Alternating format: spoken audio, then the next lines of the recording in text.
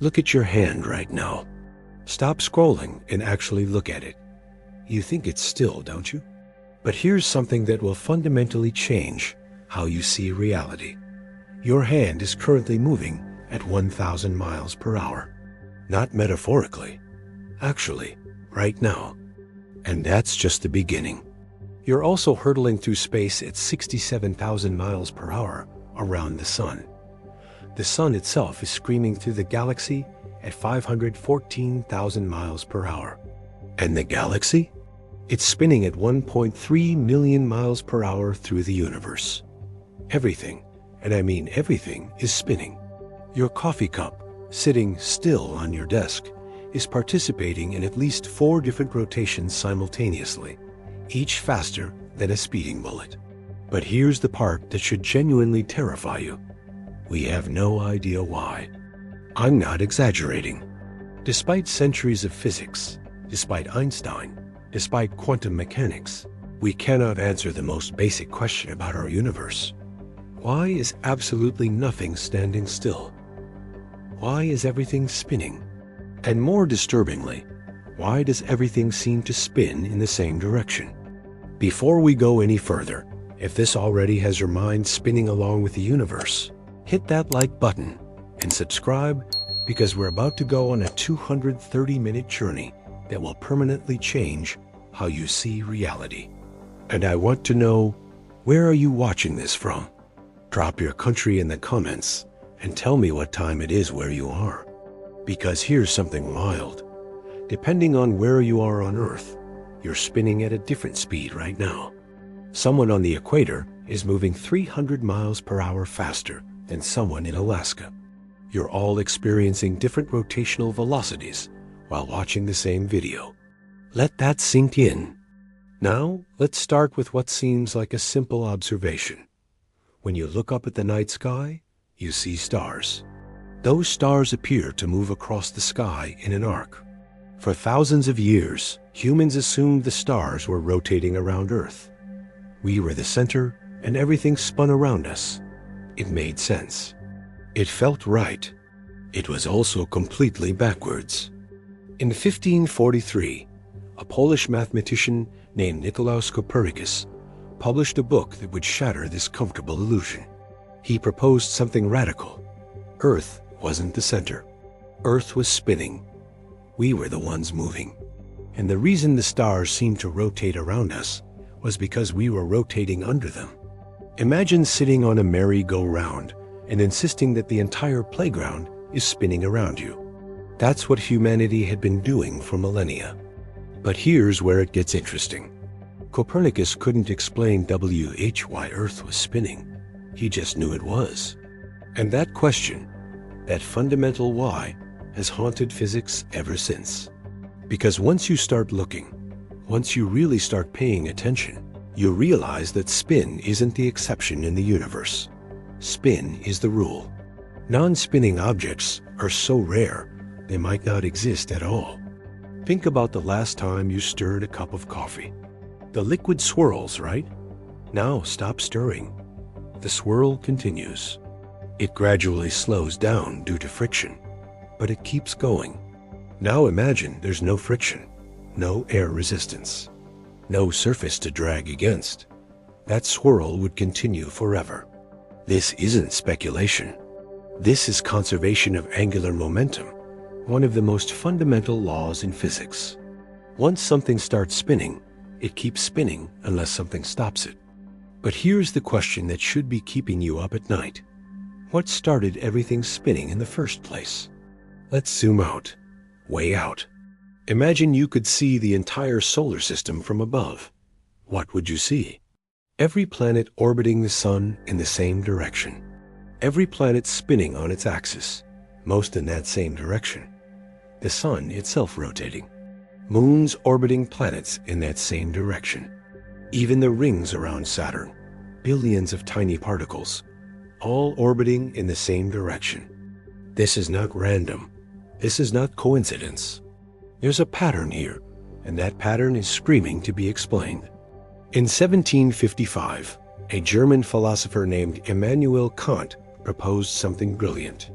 He suggested that the solar system formed from a spinning cloud of gas and dust. As this cloud collapsed under its own gravity, it spun faster, like a figure skater pulling in their arms. The cloud flattened into a disk, and from that disk, planets formed, all spinning, all orbiting, all in the same direction, because they all came from the same spinning source. 41 years later, Pierre-Simon Laplace independently proposed the same idea, now called the nebular hypothesis. And here's the mind-blowing part. They were right.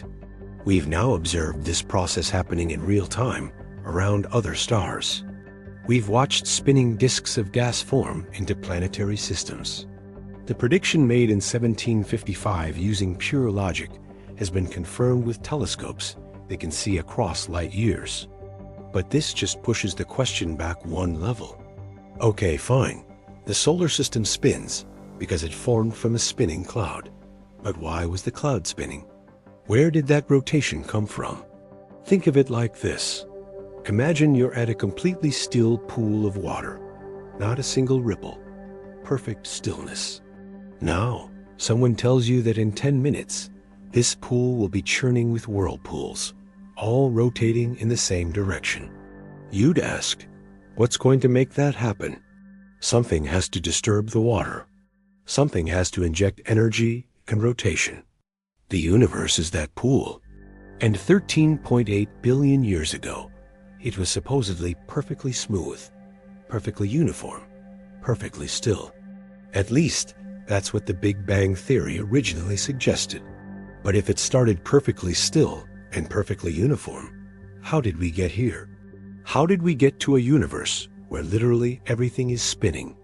Here's where physics gets deeply weird. In 1931, a Belgian priest and physicist named Georges Lemaître calculated backwards from the universe's expansion and concluded that the universe must have started from what he called a primeval atom, an infinitely dense point. When this point exploded outward in the Big Bang, it supposedly started with no overall rotation. Zero angular momentum, nothing spinning. And yet, here we are, in a universe where everything spins. This is called the angular momentum problem, and it's one of the most profound mysteries in cosmology. If the universe started with zero spin, where did all the spin come from? You can't create angular momentum from nothing. That's like trying to get a carousel moving without anyone pushing it or turning on a motor. The laws of physics say it's impossible. Unless the universe didn't start with zero spin, what if I told you that the universe itself might be rotating, not the things in it? The universe, the fabric of space-time itself, spinning like a cosmic merry-go-round. In 1949, Kurt Gödel, the same mathematician who proved that mathematics is incomplete, discovered something Einstein's equations allowed, but Einstein himself never considered. Gödel found a solution to Einstein's field equations that described a rotating universe. Not galaxies rotating within space, but space itself rotating. A universe where every point is spinning around every other point. Einstein hated this. He called it disturbing, because if the universe is rotating, it means there's a preferred axis of rotation, a cosmic direction. And that violated one of the fundamental assumptions of relativity, that the universe looks the same in all directions, that there's no special place or direction in space. But here's what's fascinating. We've never definitively proven the universe isn't rotating. We've looked for evidence. We've measured the cosmic microwave background radiation, the afterglow of the Big Bang, looking for patterns that would indicate universal rotation. So far, we haven't found them. The universe appears isotropic, the same in all directions. But appears is doing a lot of work in that sentence. We can only observe the universe from one location, here. We're like someone standing in the middle of a massive rotating platform, trying to figure out if the platform is rotating. If everything is rotating together, including us and our instruments, how would we know? Let me give you an analogy. Think of it like being inside a spinning spaceship with no windows. You feel weightless, Everything inside is floating. How do you know if you're spinning? If everything in the ship is spinning at the same rate, there's no experiment you can do inside the ship to detect the rotation. You'd need to look outside to compare your motion to something not spinning with you. We can't look outside the universe. We are inside the experiment, and we're looking for evidence of rotation within the very thing that might be rotating. It's like trying to measure a ruler with itself. But let's assume the universe isn't rotating as a whole. That still doesn't solve our problem, because individual regions of the universe definitely are rotating.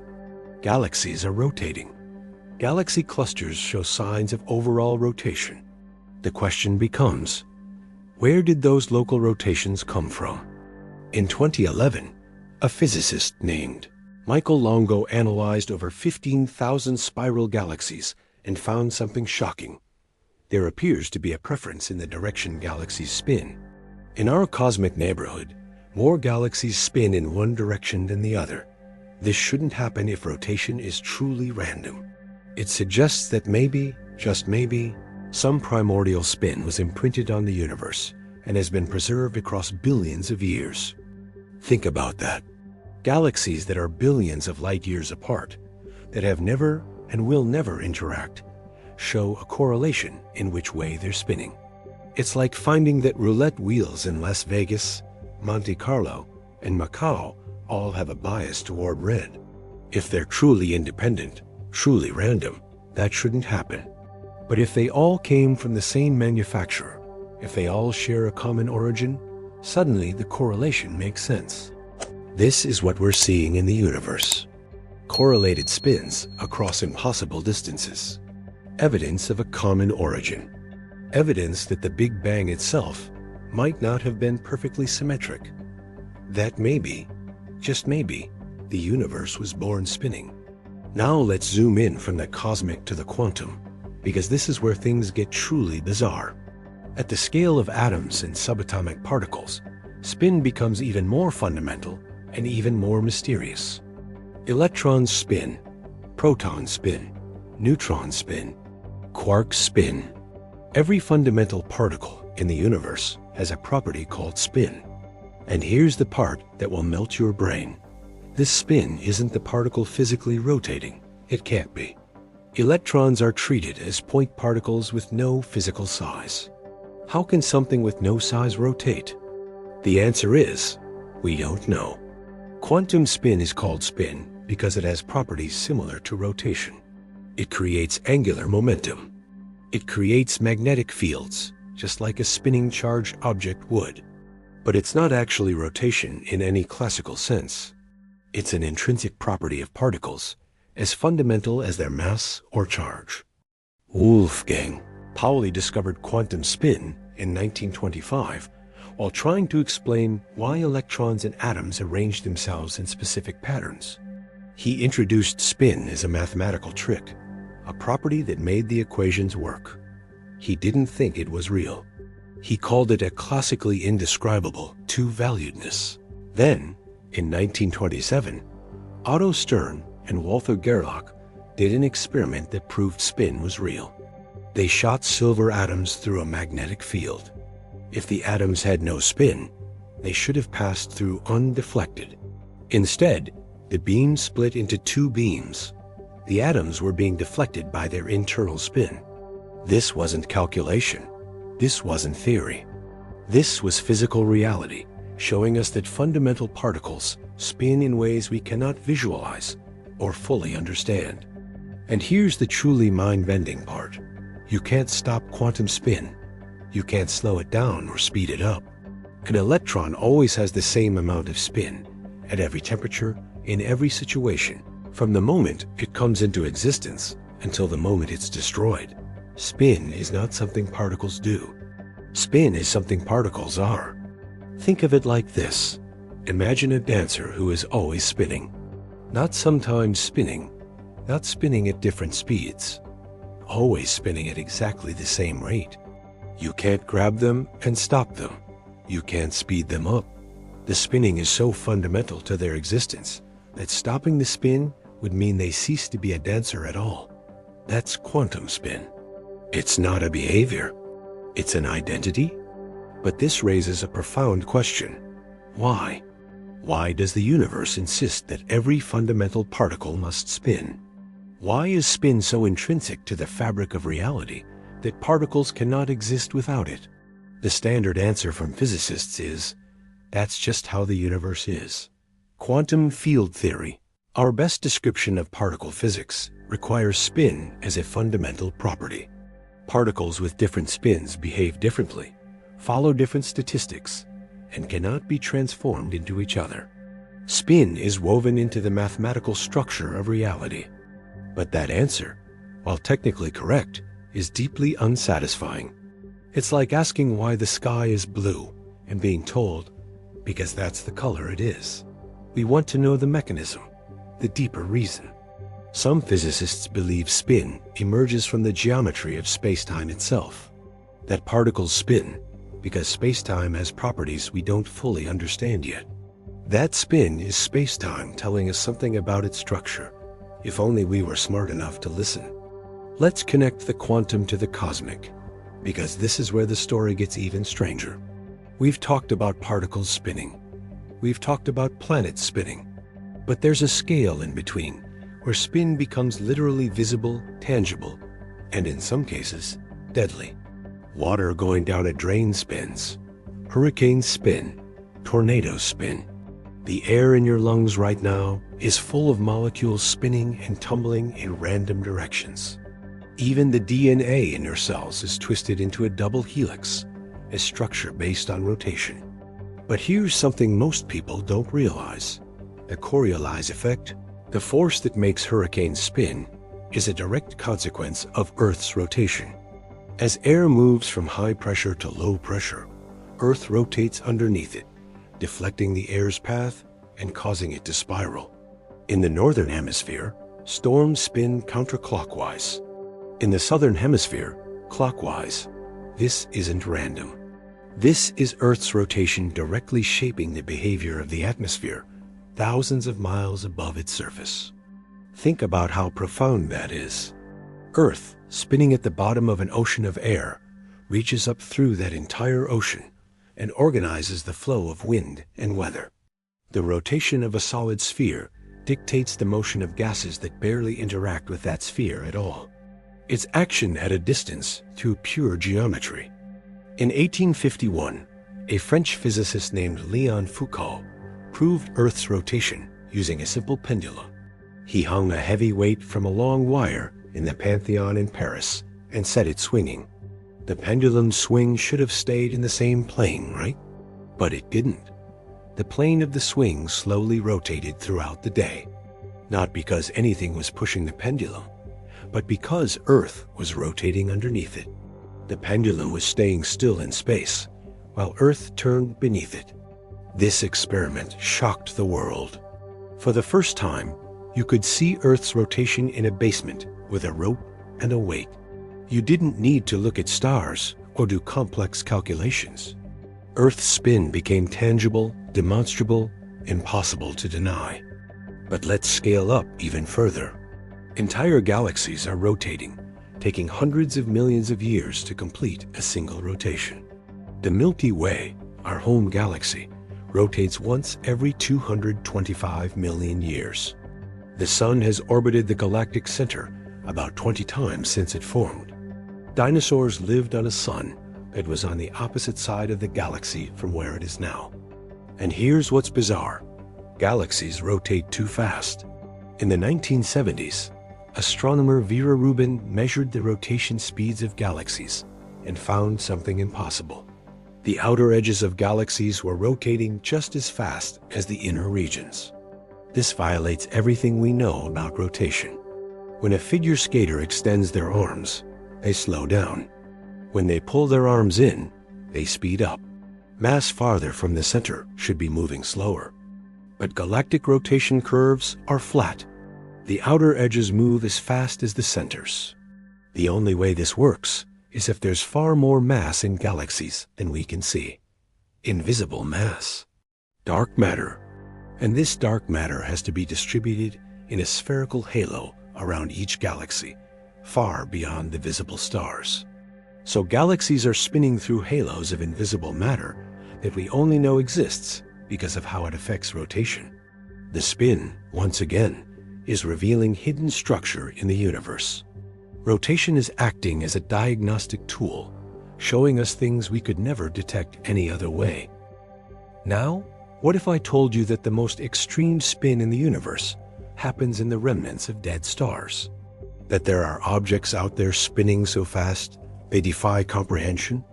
Neutron stars are the collapsed cores of massive stars that have exploded as supernova. They're typically about 12 miles across, roughly the size of a city, but they contain more mass than the Sun, and they spin. Oh, do they spin? The fastest neutron star we discovered, PSRJ 1748-2446 AD, rotates 716 times per second, every second. That means a point on its equator is moving at roughly 24% the speed of light. The surface of this star is traveling at 160 million miles per hour. If it spun any faster, it would tear itself apart because the centrifugal force would overcome even the immense gravity holding it together. Think about that. This is an object more massive than the Sun, compressed to the size of a city, spinning so fast that its surface is moving at a quarter of the ultimate speed limit of the universe. And it's been spinning like this for potentially millions of years, slowing down only infinitesimally over time. Why do neutron stars spin so fast? Conservation of angular momentum. When a massive star collapses, it's like that figure skater pulling their arms in, but taken to an extreme that seems almost comical. A star that was rotating once every few weeks, thousands of times larger than a neutron star, collapses to a tiny fraction of its original size. All that angular momentum is conserved, so the rotation speed increases by a factor of billions. It's the universe's way of preserving spin. No matter what happens, no matter how violent the transformation, rotation is conserved. The star can explode. Most of its mass can be blown into space, but the spin remains, concentrated into the core. And then there are black holes. In 1963, Roy Kerr solved Einstein's equations for a rotating black hole and discovered something remarkable. Black holes can spin, and their spin affects the space-time around them. A spinning black hole drags space-time along with it in a phenomenon called frame dragging. Space itself starts rotating near a spinning black hole. Let that sink in. A rotating black hole doesn't just spin in space. It makes space spin with it. If you tried to hover near a rotating black hole, space itself would be rotating around you, pulling you into a rotational motion, whether you wanted to or not. It's like trying to stand still on a moving walkway. The ground beneath you is moving, and you move with it. The supermassive black hole at the center of our galaxy is spinning. We've measured it. It's rotating at about 84% of the maximum possible speed. And as it spins, it's dragging the surrounding space-time into a vortex, affecting the orbits of nearby stars, twisting space itself into a spiral. Here's something to blow your mind. If you fell into a spinning black hole, your perception of time would be affected by the black hole's rotation. You would experience time passing differently, depending on whether you are moving with or against the black hole's spin. The rotation of space-time itself affects the flow of time. Spin and time are connected at the deepest level of reality. Before we go further, let's take a moment to catch our breath, because I know your head is probably spinning. If you're still with me, if this journey through rotating reality is fascinating you, make sure you've hit that subscribe button. We're about to enter the deeper waters, where spin connects to the very structure of time and causality. Now, let's ask a question that might seem simple, but leads us into some of the deepest waters in physics. Can time itself rotate? In Einstein's general relativity, space and time are unified into space-time, a four-dimensional fabric that can be bent, stretched, and warped. We know massive objects bend space-time, creating what we experience as gravity. We know spinning objects drag space-time around them. But can space-time itself rotate in a way that affects time? The answer appears to be yes, and the implications are staggering. In a rotating universe, or near a spinning massive object, the structure of space-time becomes twisted. This twisting can create closed time-like curves, paths through space-time that loop back on themselves. In theory, if you followed one of these curves, you would return to the same point in space and time where you started. Not the same location, at a later time. The same location at the same time. You would meet yourself. These closed time-like curves appear in the mathematics of rotating black holes and rotating universes. They're not speculation or science fiction. They're solutions to Einstein's equations, as valid as the predictions of black holes and gravitational waves that we've now confirmed. But here's the problem. Closed time-like curves allow for time travel, and time travel creates paradoxes. What if you travel back in time and prevent yourself from inventing the time machine? What if you go back and change something that should have made it impossible for you to go back? Most physicists believe the universe has some mechanism to prevent closed time-like curves from forming, some principle we haven't discovered yet that forbids time travel even when the mathematics allows it. But we don't know what that principle is. And as long as we don't know, the possibility remains that rotation, at the most fundamental level, can twist time itself into shapes that allow for causal loops. Think about the philosophical implications. If rotation can bend time, if spin affects causality itself, then spin isn't just a property of objects moving through time. Spin is something that affects the structure of time itself. The spinning of the universe isn't happening in time. The spinning shapes what time is. This connects to something called the Mach principle, named after Ernst Mach, a physicist who influenced Einstein. Mach proposed that rotation is not absolute, but relational. When you spin, you're not spinning relative to some absolute space. You're spinning relative to all the mass in the universe. The distant stars, the galaxies, the structure of the entire cosmos determines what rotation means for you locally. Einstein tried to incorporate this principle into general relativity, but never quite succeeded.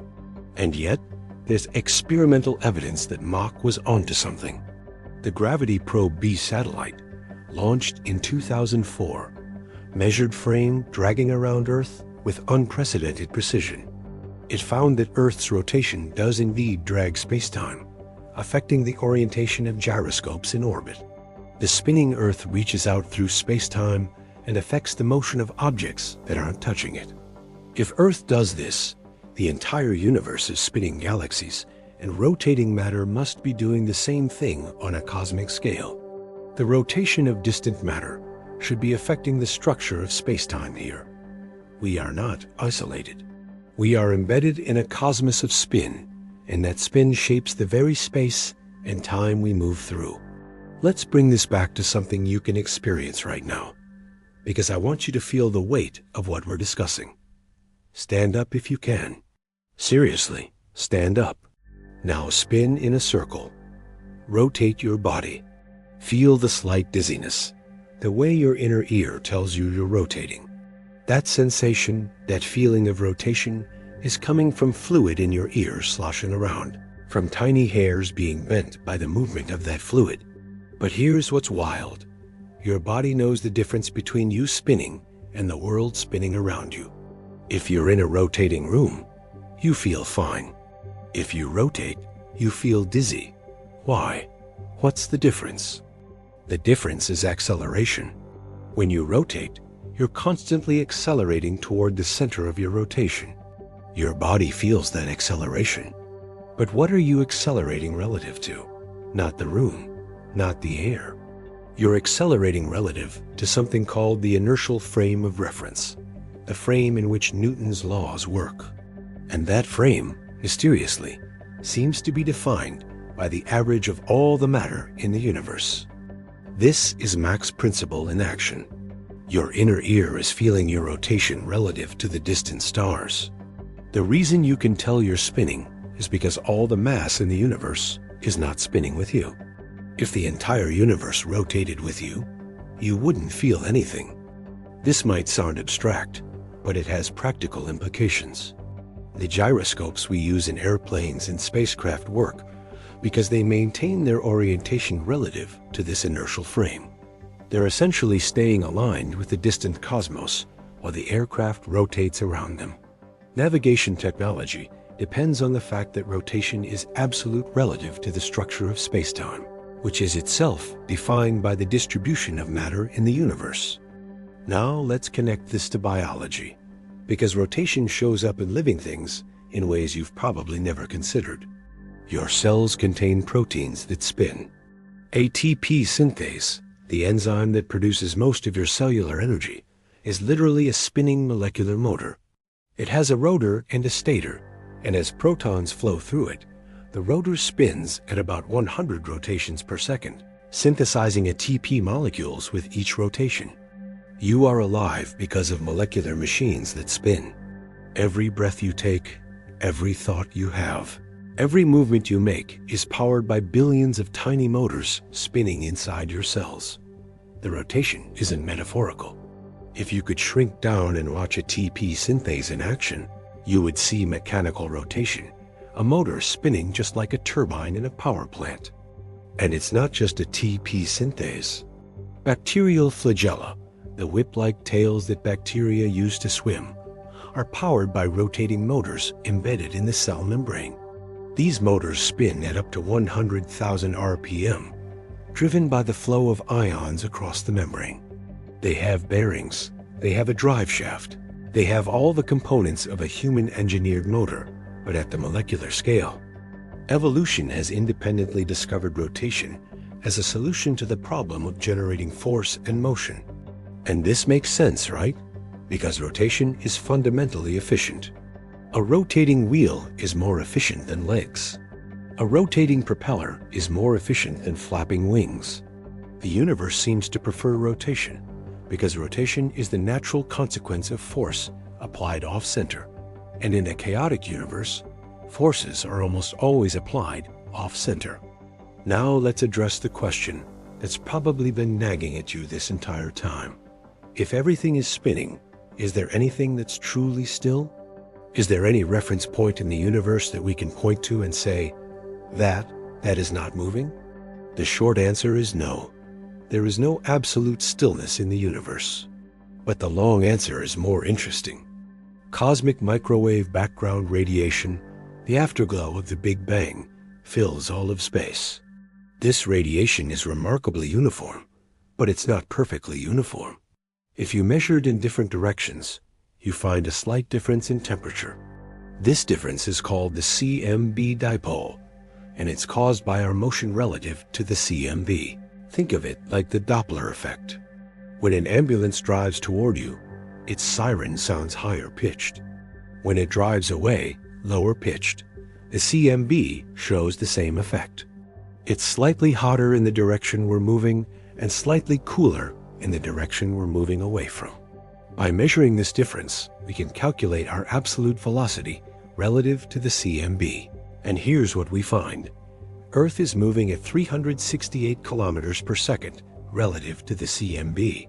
That's 823,000 miles per hour. This isn't our motion around the sun, or the sun's motion around the galaxy. This is our total motion through the universe, the sum of all our various rotations and orbits and drifts. But even the CMB isn't perfectly still. The CMB itself is a snapshot of the universe 380,000 years after the Big Bang, when the universe had cooled enough for light to travel freely. At that moment, the matter in the universe was moving, spinning, falling into gravitational wells. The CMB shows us those motions, frozen in time. So there is no still reference frame. There is no cosmic fixed point. Everything is moving relative to everything else, and rotation is just one component of that universal motion. But here's something beautiful. Even though everything is moving, the laws of physics are the same everywhere. You can do an experiment on Earth, on Mars, in a spaceship traveling at near light speed, and you'll get the same results. The universe might be in constant motion, but the rules governing that motion are fixed. This is called the principle of relativity, and it's one of the deepest insights in physics. The universe doesn't care about absolute position or absolute motion. It only cares about relative motion and changes in motion. You can't tell if you're moving at a constant velocity in a straight line, but you can tell if you're rotating because rotation involves acceleration, and acceleration is absolute. Let me give you an analogy. Imagine you're on a perfectly smooth train, moving at constant speed with no windows. There is no experiment you can do inside the train to tell if you're moving. For all you know, you're sitting still and the earth is moving backward beneath you. Physics doesn't care. But now imagine the train starts to turn. You feel pushed to the side. That's acceleration, that's rotation. And that is detectable, absolute, unmistakable. This is why rotation is so important. In a universe where motion is relative, rotation stands out as something absolute. You can't make rotation go away by changing your reference frame. If something is spinning, it's spinning, and everyone agrees on that fact, even if they disagree on how fast they're moving past each other. Let's zoom back to the beginning of the universe, because we need to confront the ultimate question. Where did the first rotation come from? The Big Bang Theory tells us the universe started from an incredibly hot, dense state and has been expanding ever since. But the very earliest moments, the first tiny fraction of a second, are shrouded in mystery. This is where quantum mechanics and gravity collide, and our theories break down. However, in 1981, a physicist named Alan Guth proposed something revolutionary: cosmic inflation. According to this theory, the universe underwent a period of exponential expansion in its first 10 to 32 seconds. During this inflation, quantum fluctuations were stretched from subatomic scales to cosmic scales, seeding the formation of galaxies and large-scale structure. But here's what's fascinating. Quantum fluctuations are inherently random, chaotic, and yes, rotating. At the quantum scale, particles are constantly popping into existence and disappearing. They have random spins, random angular momenta. If inflation stretched these quantum fluctuations to cosmic scales, it would have stretched their rotations too. Think of it like blowing up a balloon with tiny swirls drawn on it. As the balloon expands, the swirls get larger. They don't disappear, they scale up. Inflation would have done the same thing to quantum rotations, blowing them up from microscopic to galactic scales. This means the rotation we see in galaxies today might be the fossilized remains of quantum fluctuations from the first moments of the universe. The spiral arms of the Milky Way might be tracing out a pattern that was determined before atoms existed, before matter as we know it existed, in the seething quantum foam of the newborn cosmos. But there's a problem. Inflation should have smoothed out rotation on the largest scales. If the universe inflated uniformly in all directions, any overall rotation should have been diluted to undetectability. And yet, as I mentioned earlier, there are hints of correlated spins in galaxies across vast distances. There are suggestions that the universe might have a preferred axis of rotation. In 2011, physicists analyzed the polarization of light from distant quasars and found something strange. There appears to be an axis in the universe, along which quasars' rotation axes are preferentially aligned. This shouldn't happen in a completely isotropic universe. It suggests that maybe, just maybe, the universe has a slight overall rotation that inflation didn't completely erase. If true, this would be revolutionary. It would mean the universe is not perfectly symmetric. There is a cosmic direction, an axis around which everything is biased to spin. And that axis would connect us back to the moment of creation, to whatever process gave birth to the Big Bang itself. Some theories go even further. Loop quantum gravity, an attempt to merge quantum mechanics and general relativity, suggests that the Big Bang wasn't the beginning. It was a big bounce, the universe contracting to a tiny size and then rebounding. If that's true, the rotation we see in our universe might be inherited from a previous universe, a cosmic cycle that has been spinning for longer than our universe has existed. Think about that. The spin of galaxies today might be an echo of rotation from before the Big Bang. We might be living in a universe that remembers how the previous universe was spinning. Now I want to take you to the bleeding edge of physics, to ideas that are still speculative, but have the potential to revolutionize our understanding of spin and rotation. String theory proposes that fundamental particles aren't points, but tiny vibrating strings. Different vibrations produce different particles. An electron is a string vibrating one way. A quark is a string vibrating another way. And crucially, strings can spin. But in string theory, spin takes on a new significance. The way a string spins determines what particle it appears to be. Spin isn't just a property of particles. Spin is what makes a string into a particular particle. Change the spin, and you change the particle's identity. Moreover, string theory requires extra dimensions beyond the three spatial dimensions we experience. In some versions of string theory, these extra dimensions are curled up into tiny shapes called Calabi-Yau manifolds. And these manifolds can have rotational symmetries. Here's the mind-bending part. The rotations of strings through these extra dimensions might appear to us as the spin we measure in particles. What we perceive as quantum spin might actually be rotation through dimensions we cannot see. An electron's spin might be the electron quite literally spinning, just not through the three dimensions we inhabit. If this is true, then everything in the universe is spinning through a higher dimensional space, and we're only seeing the three-dimensional projection of that spin. It would be like watching a helicopter's shadow on the ground and seeing the shadow rotate as the helicopter rotates, but never realizing the helicopter is also moving up and down in a dimension the shadow cannot capture. Another cutting-edge idea comes from loop quantum gravity. In this theory, space-time itself is quantized, made of discrete units like pixels in a digital image. These units, called spin networks, have nodes and connections, and each connection carries quantum spin. In this view, space-time itself is a network of spinning connections. Reality, at its most fundamental level, is pure spin. Everything else, matter, energy, forces, emerges from the patterns of spin in this network. Space and time themselves are not fundamental. Spin is fundamental. Space and time are just the large-scale appearance of countless tiny spins connecting and interacting. Think about a piece of cloth. From a distance, it looks like a smooth surface. But zoom in, and you see it's made of threads woven together. The smoothness is an illusion. The reality is discrete fibers. Loop quantum gravity says the same thing about space-time. The smooth continuum we experience is an illusion.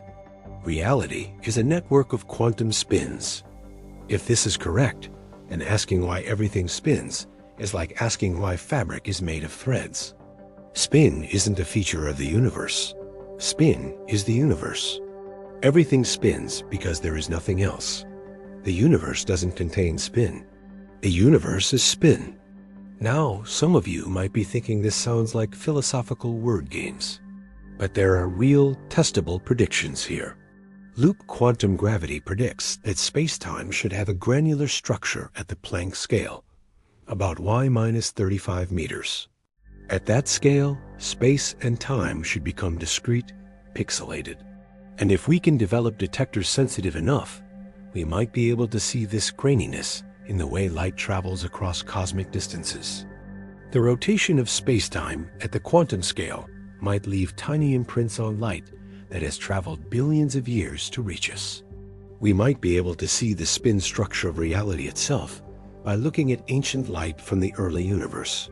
Several experiments are currently underway to test these ideas.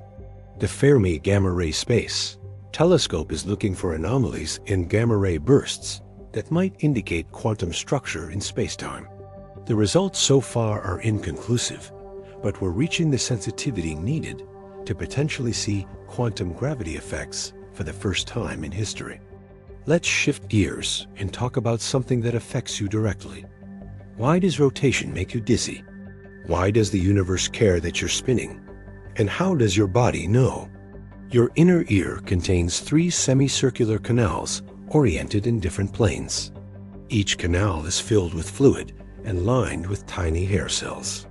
When you rotate your head, the fluid lags behind due to inertia, bending the hairs. Your brain interprets the pattern of bent hairs as rotation in a particular direction. But here's what's fascinating. Your vestibular system doesn't measure rotation directly. It measures acceleration. The fluid in your ear is being accelerated by the circular motion, and that acceleration is what bends the hairs. Your brain has learned to interpret this acceleration as rotation. This is exactly how physicists understand rotation. Rotation is acceleration. When you move in a circle, you're constantly accelerating toward the center of the circle, even if your speed stays constant. This acceleration is called centripetal acceleration, and it's what you feel when a car turns, when you ride a roller coaster, when you spin in a chair. And here's something wild. This acceleration is indistinguishable from gravity. Einstein's equivalence principle says that acceleration and gravity are the same thing. You cannot do an experiment that tells them apart. If you're in a closed box being accelerated upward at 9.8 meters per second squared, you'd feel exactly the same as if you were sitting still in Earth's gravity. Now, rotation is a form of acceleration. So rotation creates a fake gravity, pulling you outward from the center of rotation. This is why you feel pushed to the side of a car when it turns. This is why artificial gravity in science fiction always involves rotating space stations. Rotation creates acceleration. Acceleration is equivalent to gravity, so rotation can simulate gravity. The International Space Station could rotate to create artificial gravity for the astronauts. We don't do this because it would complicate docking and create engineering challenges, but the physics absolutely works. A rotating cylinder would push astronauts to its outer wall, and they'd walk on that wall as if gravity were pulling them down. Some proposed spacecraft designs for long-duration missions to Mars include rotating sections specifically to provide artificial gravity. The rotation would need to be slow enough not to cause disorientation, but fast enough to create meaningful acceleration. For a habitat 100 meters in radius, about 1 rotation every 20 seconds would create Earth-like gravity at the outer rim. Think about what this means. Rotation can literally create the sensation of weight, of down, of standing on solid ground. Spin is so fundamental to physics that it can substitute for gravity, one of the 4 fundamental forces of nature. You can use rotation to fake one of the most basic experiences of existence, the feeling of being held to the earth. But your vestibular system has limits. If you spin too fast or too long, it gets confused. The fluid in your ears sloshes back and forth, sending conflicting signals to your brain.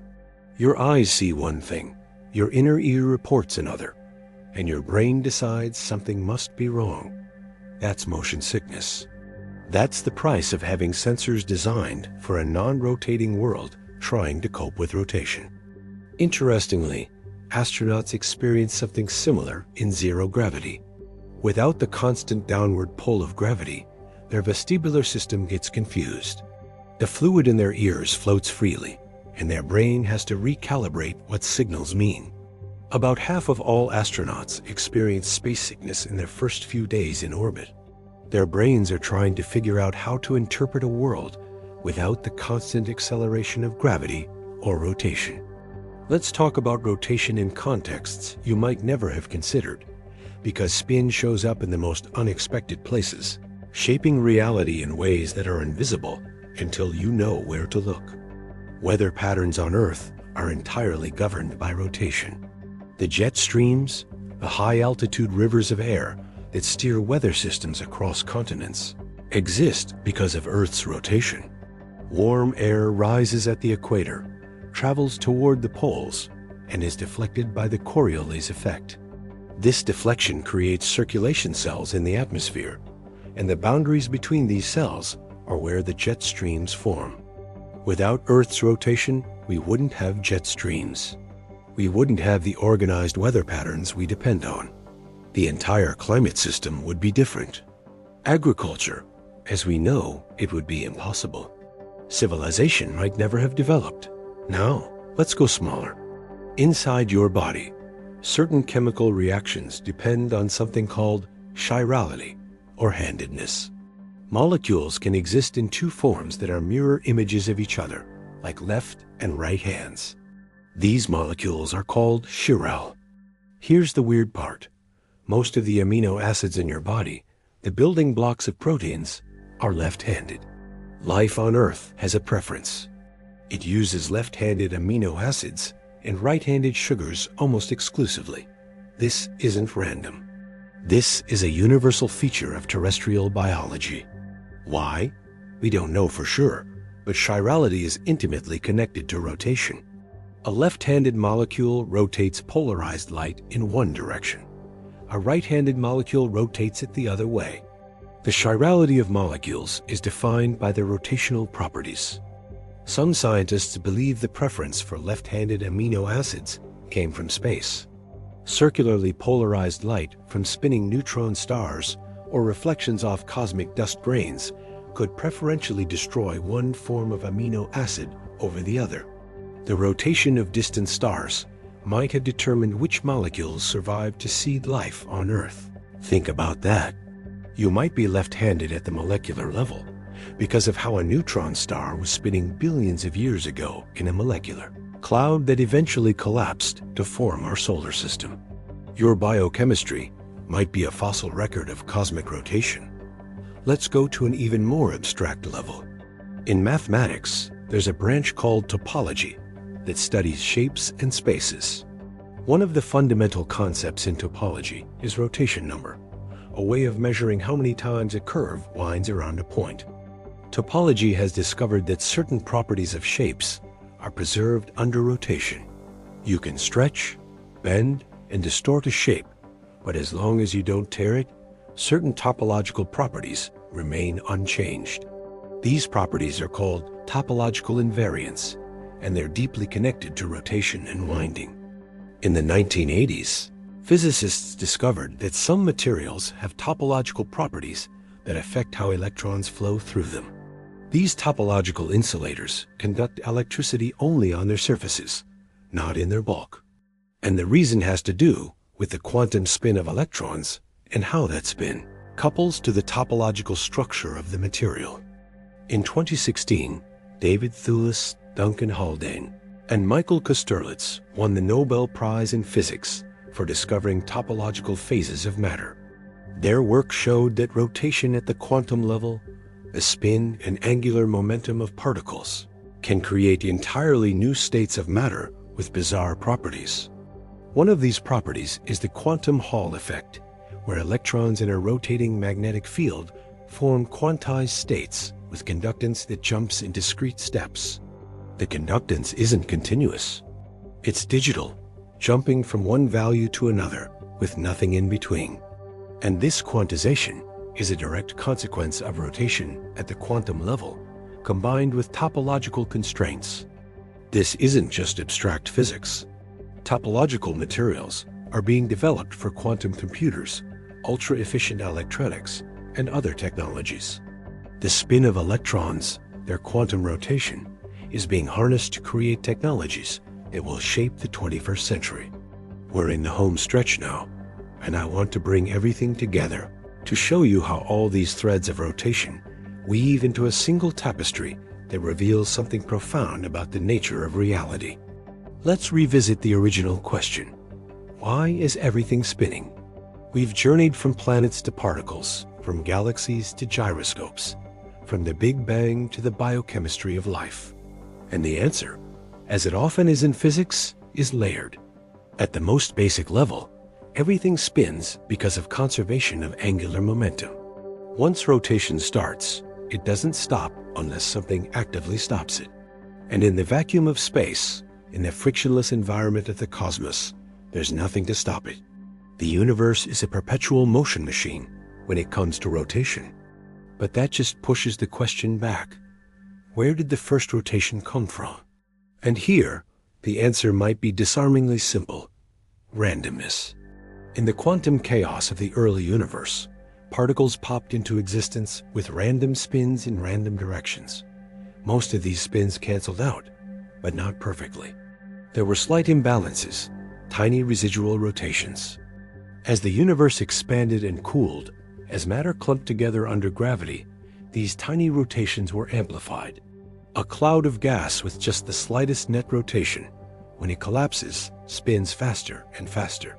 Over billions of years, this process has created a universe of spinning objects, from atoms to galaxies, all tracing their rotation back to quantum fluctuations in the first moments of existence.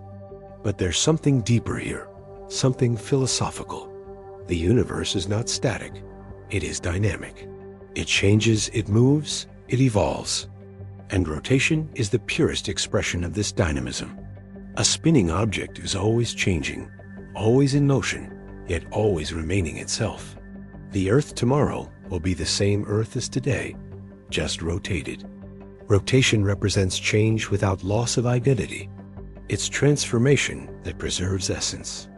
And maybe that's why the universe is so full of spin. Because the universe is a place of constant change, and rotation is how matter and energy change while still remaining what they are. There's also a symmetry argument. The laws of physics are symmetric under rotation. If you rotate an experiment, the laws governing it don't change. This rotational symmetry is one of the most fundamental features of physical law. And by Noether's theorem, every symmetry in physics corresponds to a conservation law. Rotational symmetry corresponds to conservation of angular momentum. So in a sense, everything spins because the universe has rotational symmetry built into its laws. The laws don't care which way you're facing. They work the same in all directions. And that symmetry manifests as the conservation of spin, the persistence of rotation across cosmic time. But let me offer one more perspective, one that connects to your lived experience. You are made of atoms that are spinning. Your planet is spinning. Your star is spinning. Your galaxy is spinning. You are embedded in layers of rotation, like a Russian nesting doll of spin. And you feel this. When you get dizzy, when you sense motion, when you navigate through space, you're detecting rotation. Your consciousness, whatever it is, exists in a rotating frame of reference. You are a temporary pattern of matter and energy, spinning through a spinning cosmos, aware of the spin. This awareness is profound. You are the universe becoming conscious of its own rotation. When you think about why everything spins, you are spin contemplating itself. The atoms in your brain, themselves spinning at quantum scales, are forming thoughts about the spin of galaxies. The universe is using spin to understand spin. Now let's talk about the implications of all this for your worldview, for how you see yourself and your place in the cosmos. Because understanding rotation changes everything. First, it reveals that stillness is an illusion. You will never, not for one instant in your entire life, be truly still. Even if you lie perfectly motionless in the quietest room, you're rotating with Earth, orbiting with the Sun, spinning through the galaxy, falling through the expanding universe. Motion is your natural state. Stillness is the anomaly. This has philosophical implications. The ancient Greek philosopher Heraclitus said you can never step in the same river twice because the river is always flowing. But it's deeper than that. You can never be in the same universe twice because the universe is always rotating. Every moment, you're in a slightly different orientation relative to the cosmos. The universe of now and the universe of a second from now are rotated relative to each other. Second, rotation connects you to the deep past. The spin of Earth is slowing down due to tidal friction with the moon. Days are getting longer by about 1.7 milliseconds per century. When dinosaurs walked the Earth, days were about 23 hours long. The Earth has been spinning since it formed 4.5 billion years ago, and that spin connects you directly to the planetary formation process. The atoms in your body are spinning the same way they were spinning in the hearts of stars billions of years ago. Quantum spin doesn't change. An electron that was part of a dying star 10 billion years ago, now part of your body, is still spinning exactly as it was. You are built from ancient spins, cosmic rotations that have persisted across almost the entire age of the universe. Third, rotation reveals the interconnectedness of everything. Earth's rotation affects the weather, which affects agriculture, which affects civilization. The moon's orbital rotation stabilizes Earth's axial tilt, which stabilizes our climate, which makes complex life possible. The galaxy's rotation enriches the solar system with heavy elements from supernova explosions, providing the carbon, nitrogen, and oxygen you're made of. You exist because of a cascade of rotations, from the quantum to the cosmic. Remove any one of them, and you wouldn't be here. Rotation isn't just a property of the universe. Rotation is a precondition for your existence. Fourth, understanding rotation gives you a sense of scale and humility.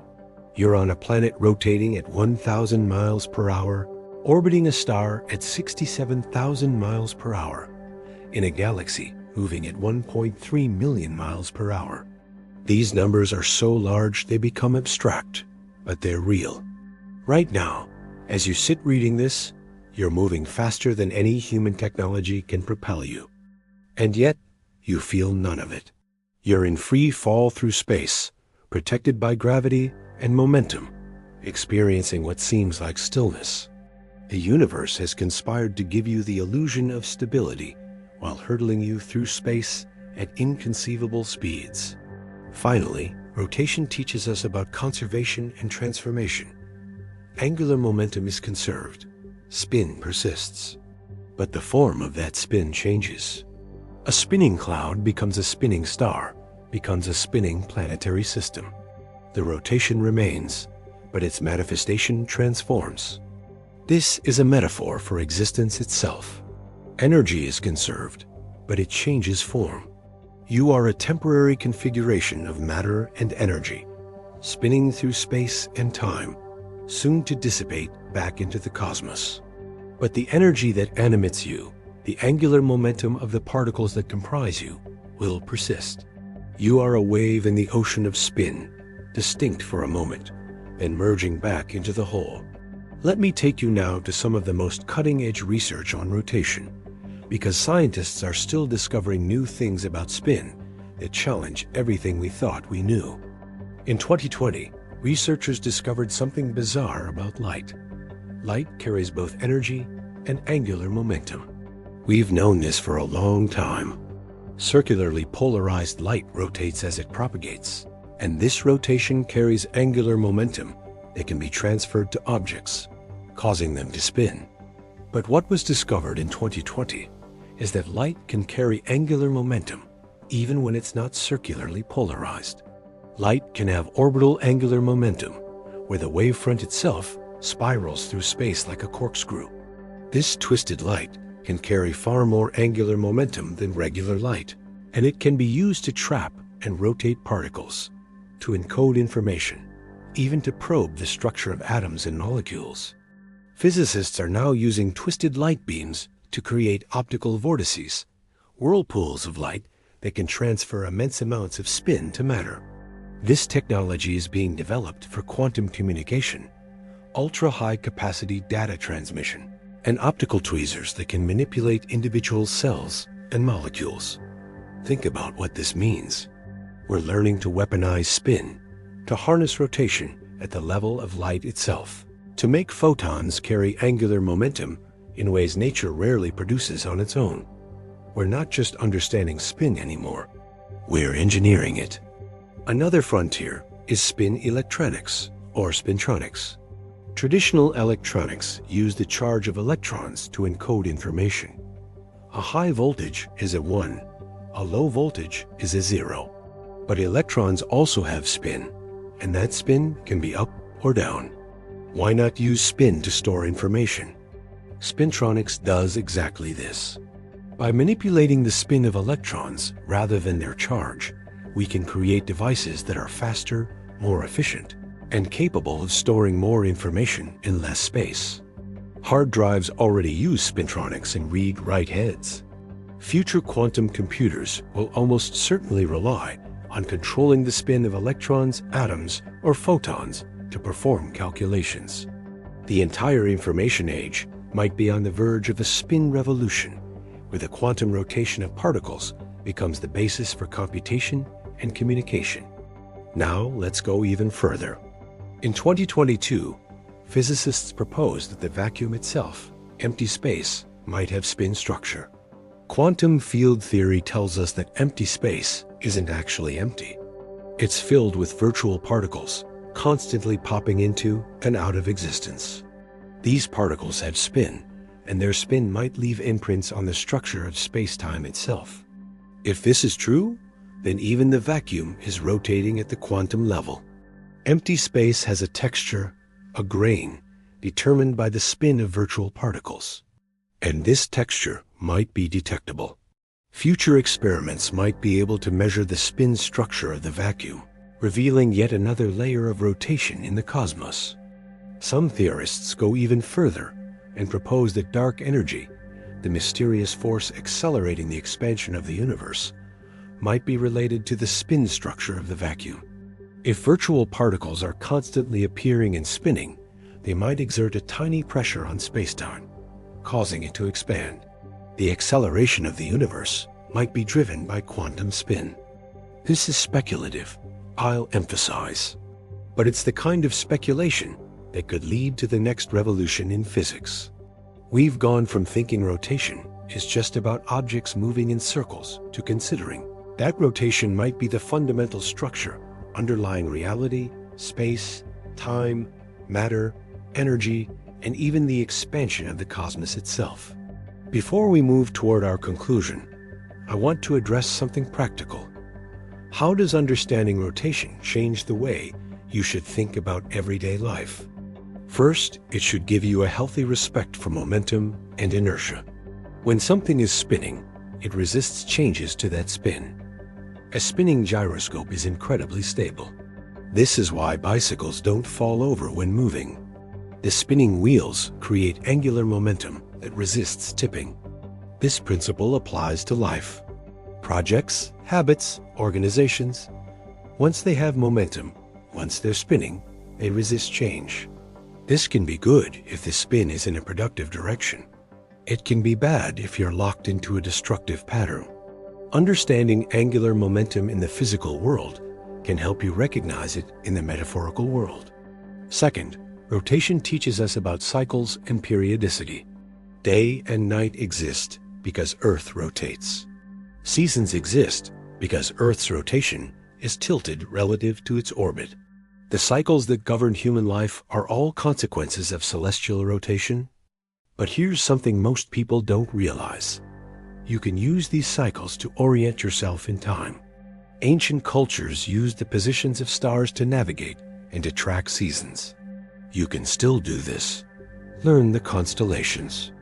Watch how they rotate across the sky, throughout the night, and throughout the year. You'll develop an intuitive sense of time connected to the cosmos, a feeling that you're part of something larger.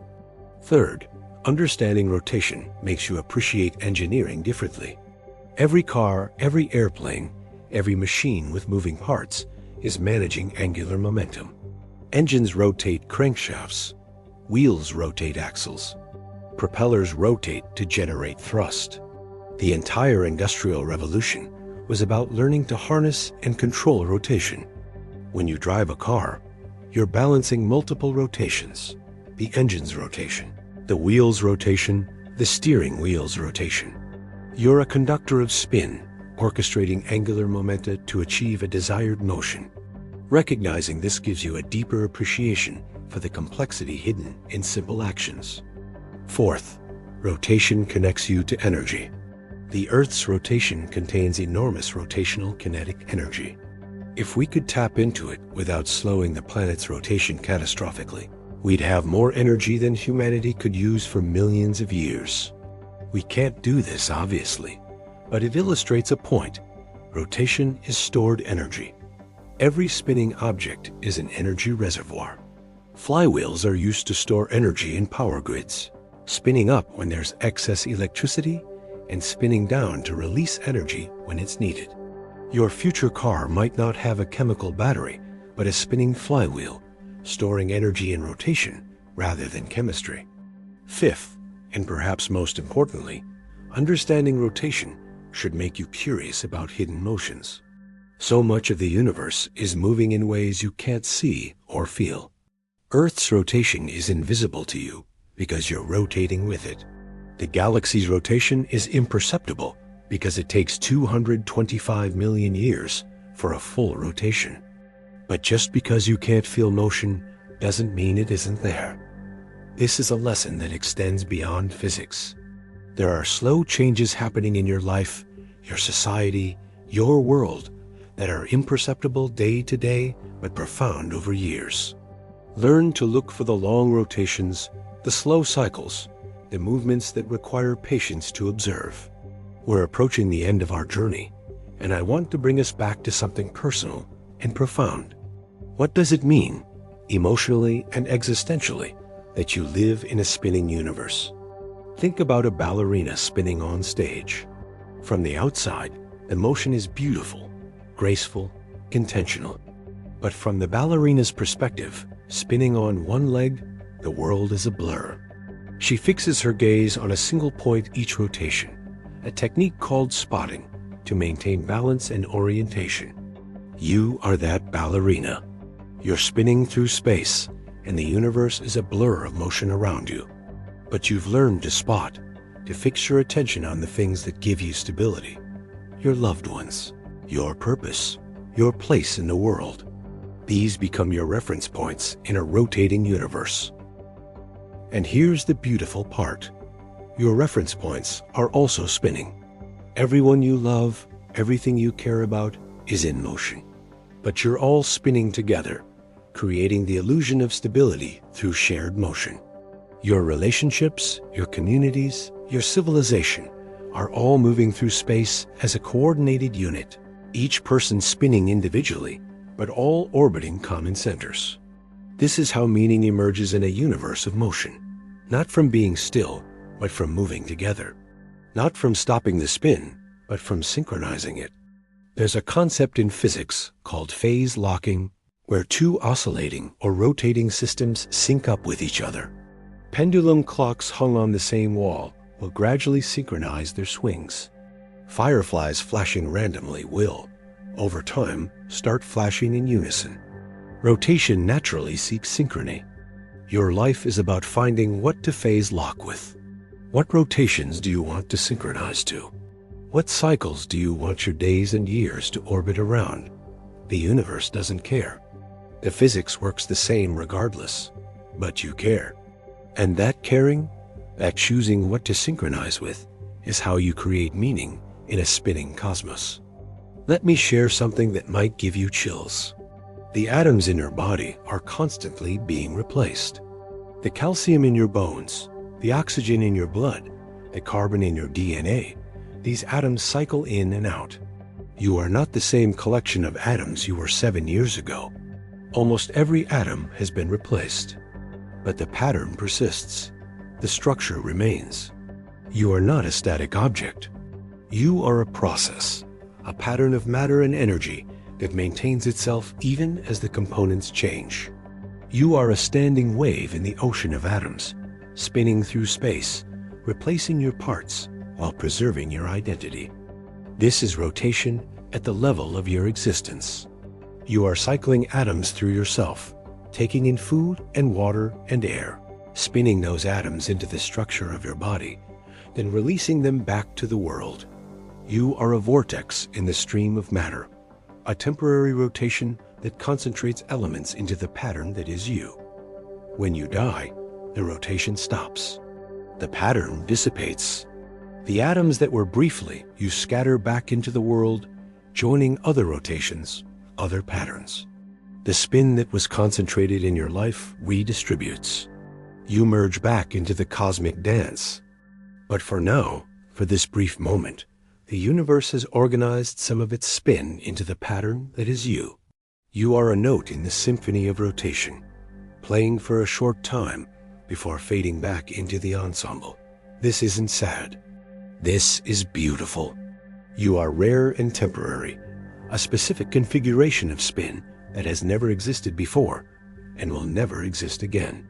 The universe, in all its vastness, has conspired to create you, to concentrate rotation and energy and matter into this precise form for this fleeting moment. Honor that. The universe is spinning you into existence right now, maintaining your pattern against entropy, keeping you coherent and alive. Every heartbeat is a triumph of organization over chaos. Every breath is the universe saying yes to your continued existence. As we approach the end, I want to leave you with some final thoughts about the mystery and beauty of rotation and what it tells us about the nature of existence. We started with a simple question: why is everything spinning? And we've journeyed through physics, cosmology, biology, philosophy. We've seen rotation at every scale, from quantum spin to galactic rotation. We've traced its origins to quantum fluctuations in the early universe, to conservation laws, to the inherent symmetry of physical law. But in a deeper sense, we haven't answered the question at all. We've described how things spin, the mechanisms and mathematics, but the why, the fundamental reason, remains mysterious. Why does the universe have rotational symmetry? Why is angular momentum conserved? Why does quantum spin exist? These questions push us to the edge of physics, to the boundary between what we know and what we can know. And maybe that's appropriate. Maybe some questions don't have answers in the conventional sense.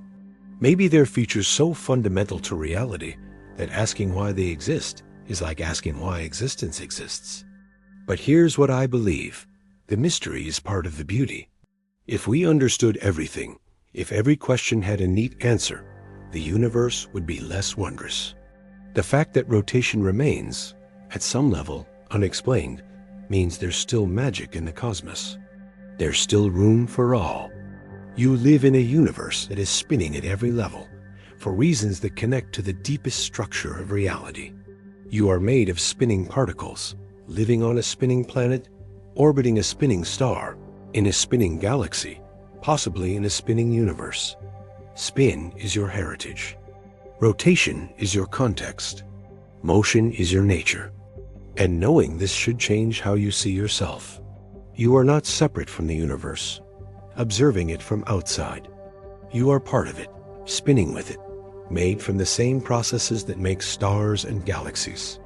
When you spin in a circle and feel dizzy, you're experiencing the same physics that governs the cosmos. When you see a spiral galaxy in a photograph, you're looking at your own nature writ large. The universe is a mystery, but it's a mystery you're part of. You're not solving the puzzle from outside. You are a piece of the puzzle, trying to understand the whole from within. And that's extraordinary. So here's my challenge to you. Tonight, go outside and look at the stars. Really look at them. Remember that you're on a planet rotating 1,000 miles per hour. Remember that those stars are light years away, many of them spinning, some of them with planets of their own. Remember that the light hitting your eyes left those stars years or centuries or millennia ago, carrying information about ancient rotations across the void. And remember that you, watching those stars, are part of the same story.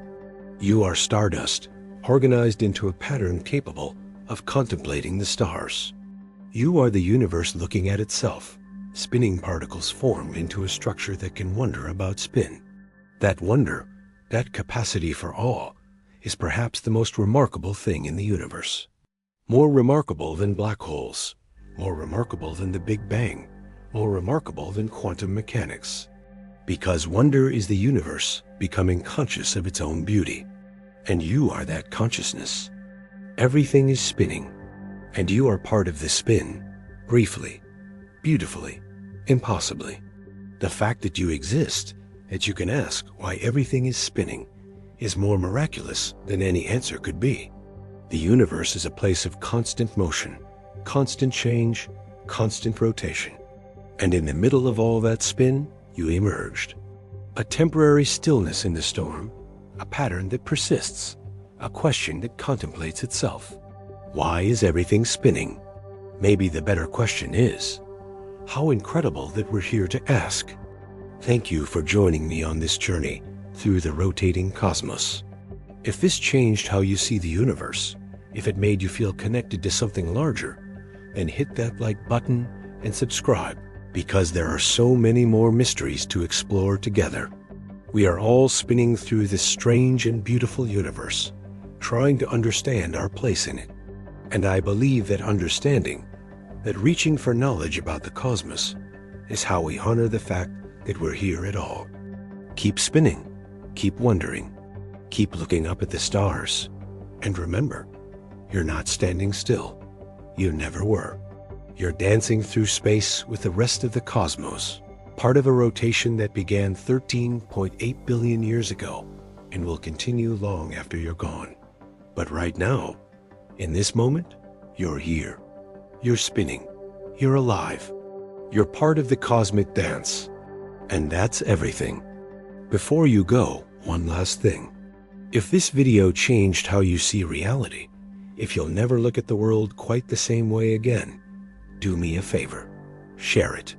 Share it with someone who loves science, someone who asks big questions, someone who looks at the night sky and wonders. And tell me, what part of this journey surprised you the most? What fact or concept made you stop and think? Drop it in the comments. I read every single one, and your insights often teach me things I hadn't considered. Also, I want to know, what should we explore next?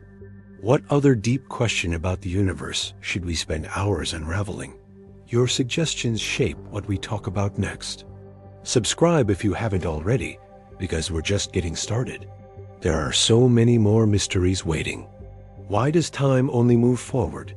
What is consciousness? Are we alone in the universe? Each question is a rabbit hole that goes deeper than you imagine. Thank you for spending these hours with me, contemplating rotation and reality. Thank you for being curious, for following the questions wherever they led, for staying with me through quantum mechanics and cosmology and philosophy. You are incredible. The fact that you're curious about the universe, that you want to understand it, that you spent 230 minutes thinking about why everything spins, that makes you remarkable. Now go out there, look at the world with new eyes. Feel the rotation of the earth beneath your feet. Watch the stars wheel overhead. Recognize the spin in everything. And keep wondering, because wonder is what makes us human. Wonder is what drives us to look deeper, to ask why, to never be satisfied with easy answers. The universe is spinning, and so are you. Until next time, keep your mind open and your questions big. This has been a journey through rotation, reality, and what it means to exist in a spinning cosmos. Thank you for being part of it.